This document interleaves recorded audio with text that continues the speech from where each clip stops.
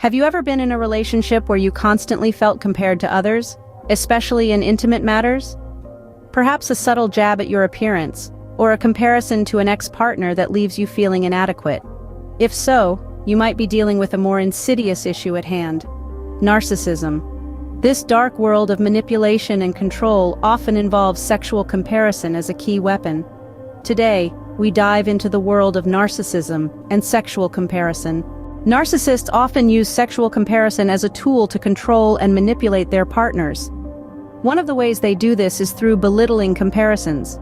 They might unfavorably compare their partner to others in terms of attractiveness, performance, or desirability, undermining their partner's self-esteem and stoking feelings of inadequacy. Triangulation is another method. Narcissists may intentionally involve third parties in discussions or activities related to sex, creating a sense of competition or jealousy in their partner. They could flirt with others or make suggestive comments to make their partner feel insecure. They may also highlight past experiences. By bringing up previous sexual partners or experiences, they can make their current partner feel inferior or inadequate. They might even compare their partner to past lovers, or highlight specific qualities or experiences that their partner lacks. Criticizing their partner's appearance or performance is another tactic. They may compare their partner unfavorably to others, using criticism to exert control and manipulate their partner into trying harder to please them.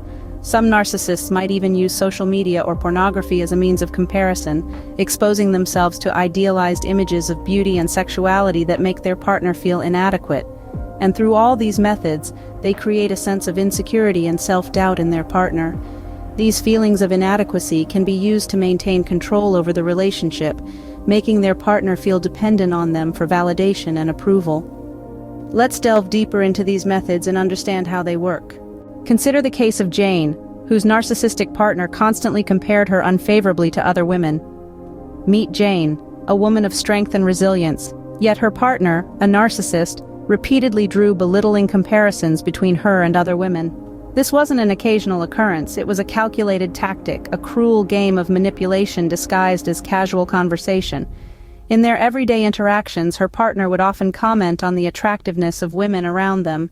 These weren't innocent observations, but subtle digs aimed at undermining Jane's self-esteem. Her partner would say things like, "Did you see how fit that woman at the grocery store was?" Or, "That woman at the party, she had such a captivating presence, don't you think?" While seemingly harmless, these comments were far from it. Each one was a piercing arrow, designed to make Jane feel less attractive, less desirable, less worthy. They were comparisons meant to belittle her, to make her feel inadequate. But it didn't stop there. Her partner would also make unflattering comparisons about Jane's abilities in the bedroom. He would recall past experiences, comparing them to their intimate moments, always highlighting what Jane supposedly lacked. "My ex was more adventurous," he'd say, or "You're not as spontaneous as some of the other women I've been with." These comparisons were not about providing constructive feedback or fostering growth. Instead, they were a tool for control, a way to keep Jane constantly seeking his approval, always striving to be better, to meet the impossible standards he set. This constant belittling took a toll on Jane. She felt insecure, doubted her worth, and questioned her desirability. Her partner's words echoed in her mind, fueling feelings of inadequacy. But Jane was not inadequate. She was a victim of her partner's narcissistic need for control and manipulation. Jane's story shows how belittling comparisons can be used as a weapon of control. It's a stark reminder that no one should be made to feel less than they are, especially not by the people who claim to love them. Next, let's look at John, who found himself in a constant competition with his partner's exes. John was in a relationship with a narcissist who constantly used triangulation and past experiences as a means of manipulation. John's partner Alex would often bring third parties into their conversations. For example, Alex would casually mention how his ex was more adventurous in bed, or how a certain colleague at work had a desirable physique. This was not just idle talk. It was a calculated move to make John feel like he had to compete for Alex's attention and affection. Alex also had a knack for highlighting his past experiences in a way that made John feel inadequate. He would often reminisce about his exes, emphasizing their qualities that John lacked. Alex would say things like, "My ex used to do this thing that drove me crazy. You should try it." Or, "I once dated someone who was really good at..."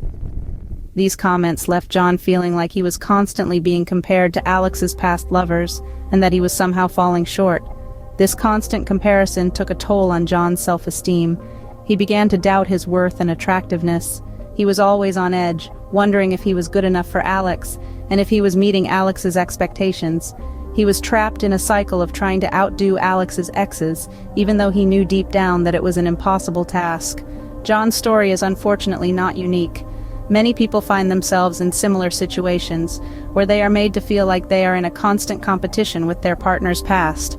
This is a classic narcissistic manipulation tactic known as triangulation. It's important to remember that everyone has a past, and it's normal to have past experiences.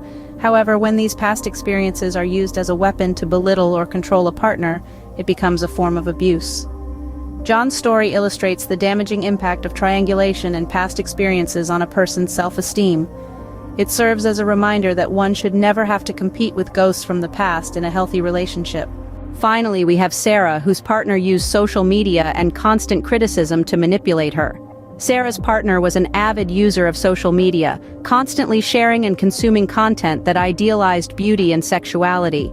The constant exposure to these idealized images created a standard that Sarah felt she could never live up to. Sarah's partner would often share these images with her, subtly comparing her to the women in the posts. He would make comments about their bodies, their attractiveness, and their sexual appeal, often implying that Sarah fell short in these areas. This constant comparison made Sarah feel insecure and inadequate, undermining her self-esteem and making her feel like she had to work harder to please her partner. But the manipulation didn't stop at social media. Sarah's partner also criticized her appearance and sexual performance, comparing her unfavorably to others. He would make comments about her body, criticizing her weight, her clothing choices, and her physical attributes. He would also belittle her sexual performance, making her feel inadequate and unattractive. These criticisms were not just hurtful, they were also a form of control. By making Sarah feel insecure and inadequate, her partner could manipulate her behavior. He made her feel like she had to work harder to please him, to meet his standards, and to earn his approval. The constant comparisons and criticisms made Sarah feel like she was always falling short, always needing to do more, to be more. It created a sense of insecurity and self-doubt that her partner could exploit to maintain control over the relationship. Sarah's story is not unique. Countless others have experienced similar forms of manipulation and control at the hands of a narcissistic partner. The use of social media and criticism as tools of manipulation is a stark reminder of the power these platforms can hold in the hands of a narcissist. Sarah's story is a stark reminder of the power social media and criticism hold in the hands of a narcissist. Narcissists use sexual comparison in various ways to control their partners. We've spent quite some time uncovering the dark and manipulative tactics narcissists use in relationships, particularly through sexual comparison. They exploit their partner's insecurities, creating feelings of inadequacy, and thereby exercising control. Let's recap on these strategies. Firstly, we have belittling comparisons. Narcissists might unfavorably compare their partner to others in terms of attractiveness, performance, or desirability. They use these comparisons to undermine their partner's self-esteem and establish feelings of inadequacy. Then, there's triangulation. By intentionally involving third parties in discussions or activities related to sex, narcissists instigate a sense of competition or jealousy in their partner. They flirt with others or make suggestive comments, all to make their partner feel insecure and driven to compete for their attention. Another tactic is highlighting past experiences. Narcissists bring up previous sexual encounters or partners in ways that make their current partner feel inferior. They compare their partner to previous lovers, pointing out specific qualities or experiences that their partner lacks. Narcissists also criticize their partner's appearance or sexual performance, comparing them unfavorably to others. These criticisms serve to manipulate their partner into trying harder to please them or to conform to their standards. And let's not forget about the use of social media or pornography. Some narcissists expose themselves to idealized images of beauty and sexuality, making their partner feel inadequate by comparison. They use these comparisons to manipulate their partner's behavior or to justify their dissatisfaction with the relationship. The end goal of all these tactics? To create insecurity. Narcissists constantly compare their partner to others, fostering a sense of insecurity and self-doubt.